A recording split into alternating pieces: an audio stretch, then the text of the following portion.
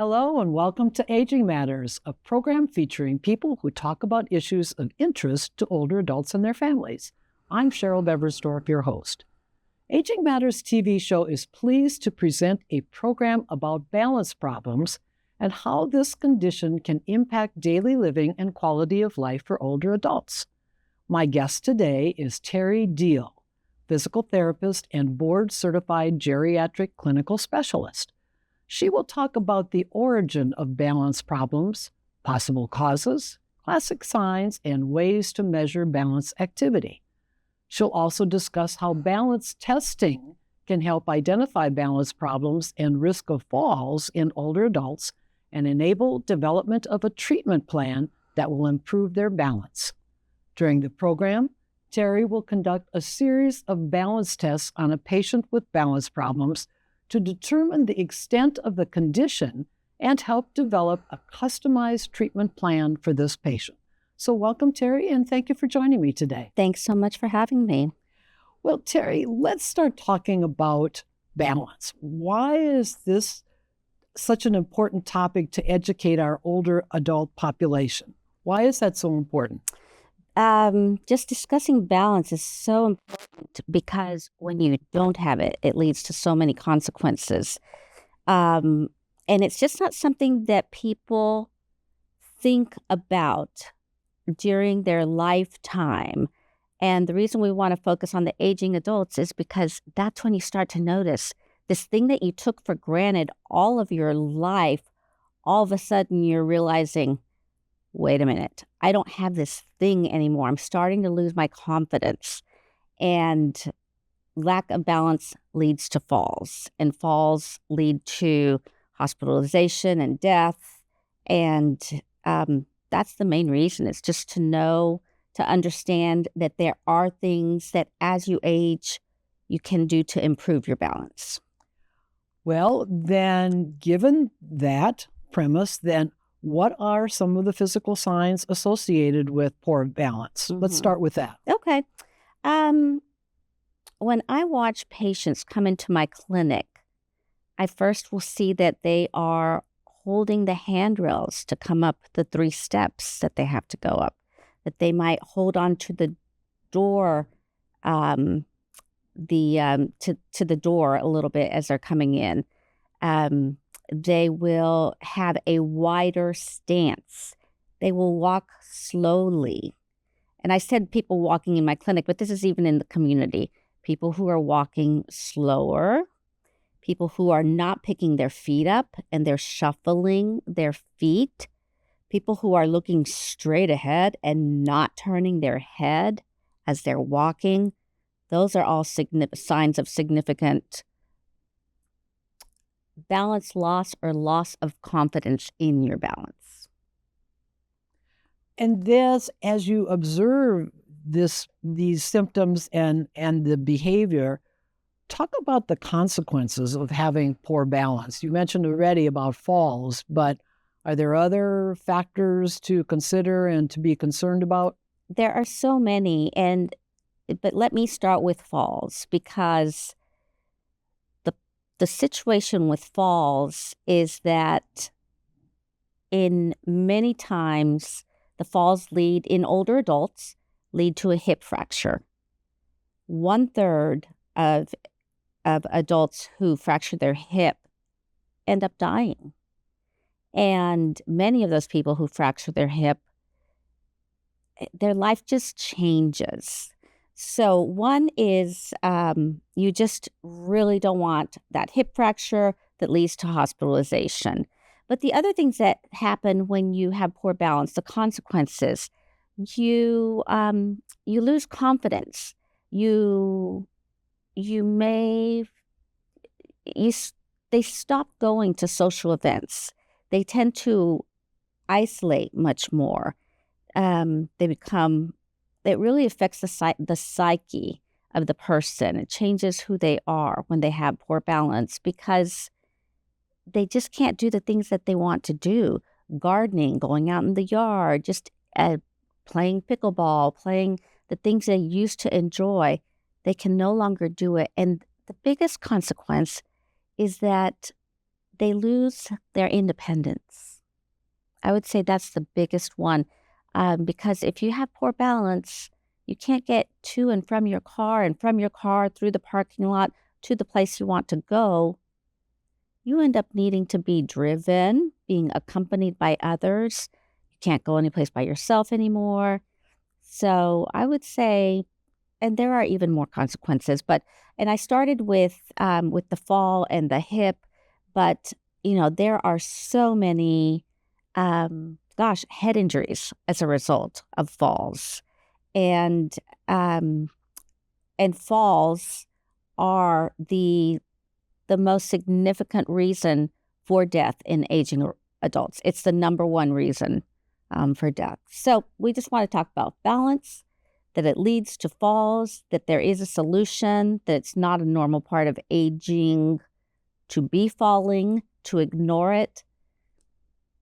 Well, and thanks for bringing that up, because I was wondering if aging does usually lead to these balance problems. So since you have your own clinic there, are most of the balance problems only focused on older adults? Is that the primary cohort that you treat then, is it? It is the primary cohort. In addition to being a board-certified geriatric clinical specialist, I'm also a vestibular therapist, which means I specialize in vestibular rehabilitation. So I do see some younger people who might have BPPV, vestibular migraines, vestibular neuritis. That's a whole other conversation. But the reason that I treat primarily, I would say 80% people 55 and over,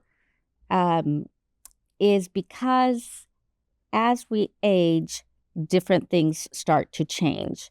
So, for example, I mentioned I'm a vestibular therapist. That leads to the inner ear and the crystals and BPPV, where the crystals come into the wrong part of the ear, and it leads to dizziness and imbalance and falls. So I treat that. You have changes in the brain as you age, and the ability for the brain to really process information, to allow for sensory integration, coordination of movement. So you've got the brain, you have the musculoskeletal system that's changing. There's something called sarcomeres, I'm forgetting the name. But anyway, it's as we age, we lose muscle mass and become weaker. It's just something that happens as you age. But there's a way to address that through strengthening muscle. You have bone density that changes, especially after menopause. So again, it leads to, you have the arthritic changes that lead to stiffness.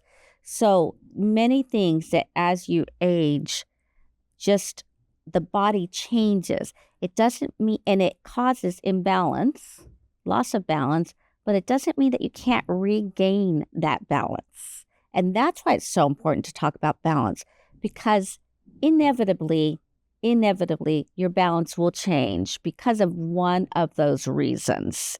Another reason I failed to mention is the drugs, pharmaceutical drugs.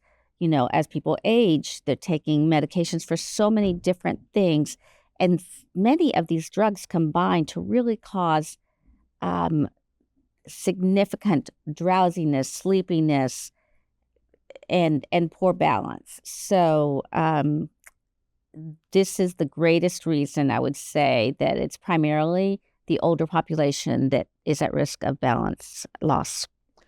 Well, given all that, let's move on to the types of healthcare providers that treat patients with balance problems, because I want to also get into the type of work that you do. But okay. Is it also physical? Is it mostly physical therapists such as yourself, or are there other healthcare providers that treat balance problems? Well, when somebody notices that they're losing their balance, or a family member, they're going to go to a physician first. And the primary care physician will send them likely to a neurologist. So neurologists are very involved with patients who have poor balance. And again, I talked about the vestibular problems, the inner ear. That would be an ENT. So ENTs see many patients with imbalance. I'm a physical therapist, and any physical therapist should be able to deal with orthopedic injuries, flexibility, coordination. But then there are also therapists like myself who specialize in vestibular therapy as well, who can do manual manipulations to improve the, to get those crystals that are out of place back into place so that people are no longer dizzy. And lastly, I would say, well, I shouldn't say lastly, I'm sure there's plenty of others, but occupational therapists, they come into people's homes and help them determine a better place to situate things so that people are not going to fall, less risk of falls, a way to do things differently so they're not having to reach as much where they might fall, that type of thing. So OTs as well. And so when you see these patients then, as a physical therapist, Teri, are there certain questions that you ask and physical tests that you perform? I know we're going to be seeing some in our demo, but maybe you could just enlighten us on as to a few of the questions that you ask your patients before doing the test. Absolutely. I will talk about the forms, but I will just say that just asking the question, what brings you here, is very important, because it's either going to be that they have noticed something, that they have fallen already, that they're afraid to leave their home, that their adult children are concerned about them. You know, are they fearful? Are they just trying to return to exercise? So right there in the very beginning are the type of questions that I want to get, just to sort of see where is this emotional place of this person.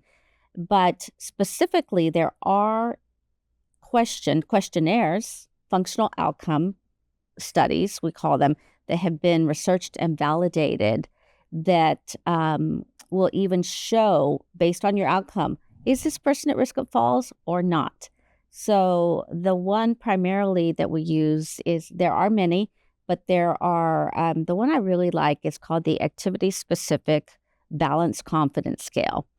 And in that we ask people, how likely do you feel that you would fall, or that you would not fall, when you are doing things such as bending over to pick up something in front of a closet, standing on a chair to reach up to change a light bulb, stepping up onto an escalator, a moving escalator, or maybe simply just walking through your home, walking through your room with the lights out at night from your bed to the bathroom.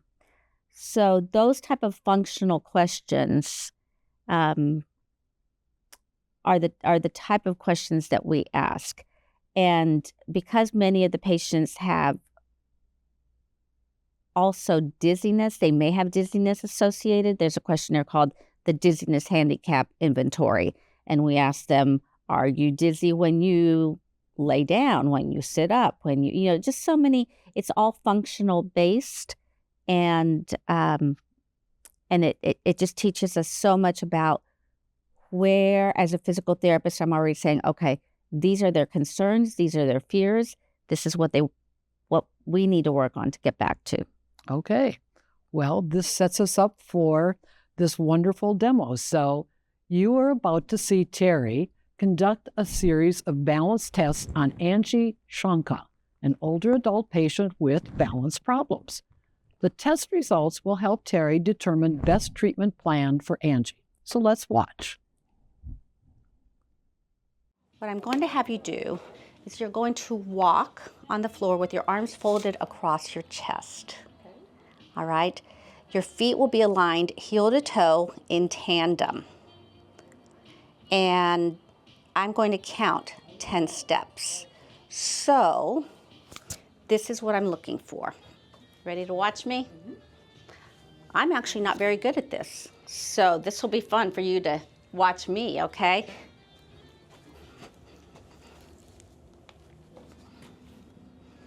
All right, so this is what I want. Arms crossed, and you're going to walk heel toe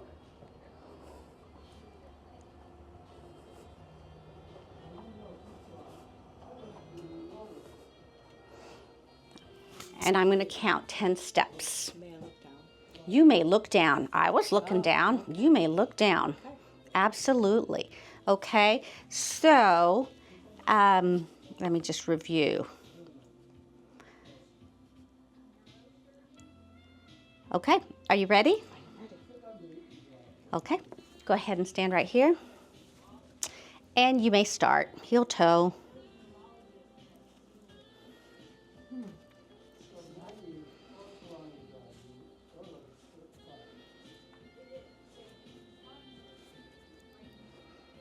And stop. You did really well. You only had that one fault, right? Over here in the beginning. Step back a little bit and right there, perfect. Let's try it again. Ready, go.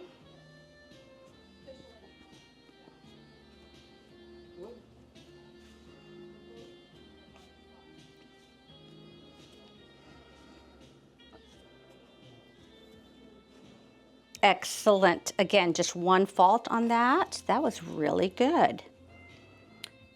Both times you crossed across midline, didn't you? Okay.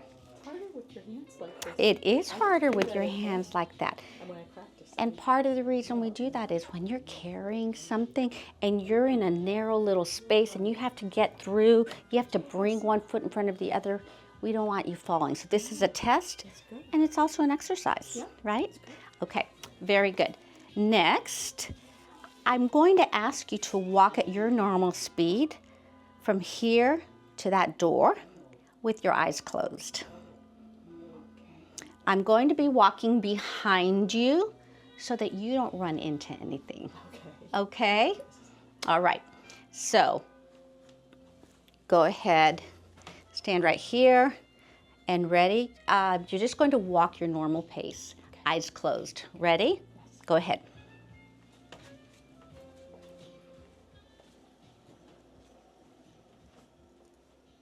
And open your eyes. Yes. Not bad. You came over to this door but look how far you got. Not too bad. Not too bad at all. Okay. All right. Let's try it one more time. All right. Let's step back. Come on over here.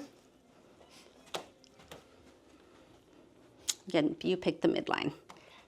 All right. When you're ready, you're going to close your eyes. Walk your normal pace. Ready, go.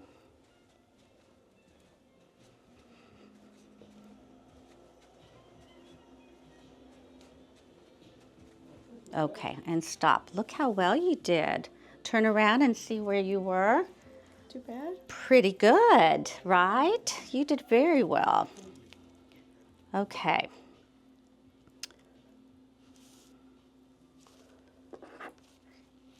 This time, I'm going to ask you to walk backwards until I tell you to stop. With my eyes closed? No, ma'am. You don't need to close your eyes because we actually we lose our vision as we walk backward. So you're just going to walk backward. Okay? That's it. Walk backward. And I'll be right behind you. Good. Okay? So that nothing harms you. Ready? Walk backward. Keep coming back. Just regular pace. Look how great you did. Wow. And I wasn't even a tour guide at a college. And you were not a tour guide at a college. They do have to learn to walk backward, don't they? That was excellent. And then lastly, I want you to walk up these steps as you would at home. You're going to walk down the steps and up the steps. All right, so I just want to see you walk down the steps. Good, come on, up the steps. Excellent. You did not hold the rail. You went step over step, not one step at a time. Perfect score on that. I hope this presentation was helpful in showing how a physical therapist uses balance testing to evaluate balance problems of an older adult patient and help develop a customized balance treatment plan. So Teri, now that we've seen what you do in your clinic, As you're looking at the test results, how do you and other physical therapists develop an appropriate treatment plan for an older adult patient? I really always start by asking them, what do you want? What do you want to improve? What are their main goals? Because in order to ask them to do exercises that may not be so exciting, there needs to be buy-in. So, for example, being able to walk down the stairs and carry their baby grandchild or to be able to get up and down from the floor is something that often is important to some of my patients. But when I've done the test and as I'm giving them numbers and rating, I just see how are they doing? Where are they? Is it stepping over that's an issue? Is it going upstairs? Is it going downstairs? So it's basically what did they not do well in that I'm going to come up with an exercise for them. And sometimes it's even just getting up and down from the floor if being on the floor with a grandchild is an important goal for them. So teaching them people can get down, but how do you get up if you don't have that much strength? And what I'm hearing you say also is that you're preparing them for doing these exercises at home. Absolutely. Yes, I am. So talk a little bit more about that. Then are these then practical exercises then that they will, after they stop seeing you, be able to just go home and start doing these on a regular basis? Yes. So I find it very important to give them exercises in my clinic that they can reproduce at home. So I'm not going to use a lot of big equipment. For example, one of the reasons people have balance problems is because they have weakness. They lack power in their legs. So simply, there's a way to test power. Sit to stand when you're doing in 30 seconds. How many times can you stand from that chair without using your hands? That's also an exercise, right? So I would have them sitting up in the chair and no hands, standing up and down. I'd give them the number of reps, the number of exercises, the number of times a day. We do a lot of going from a wide stance to a narrow base of support, to eyes open, to eyes closed. But absolutely things that they can do at home. Sometimes I like them to do an exercise often where they're moving and they have to go forward and back in standing and close their eyes. And that's really scary. But I teach them, stand with your back to a corner so you're near it, but not touching it. And so always providing them some safety guidelines so that they're safe at home when they're doing it as well. And Teri, now that we've seen what kind of tests that you do, if someone is watching this program and maybe has some issues that they think might be worthwhile, when should they go to a physical therapist for an assessment? What would you advise? Well, I would absolutely, when people notice that they, well, here's the thing. A person who has fallen is very likely to fall again. So when somebody has noticed, oh my goodness, I'm falling, I wasn't able to catch myself, I'm not able to back up the way I used to, the way stepping over my pet, anytime they start to have fear where they're losing confidence, absolutely go to a physical therapist and get help in that area, because getting stronger, becoming more agile, being more coordinated really helps build that confidence. And in addition to the exercises that you will be teaching your patients, are there other community types of activities that will help to improve their balance that you suggest that they do? Absolutely. National Institute of Aging highly recommends Tai Chi. And Tai Chi is something that is offered at the Parks and Recs community, that is offered online now on Zoom.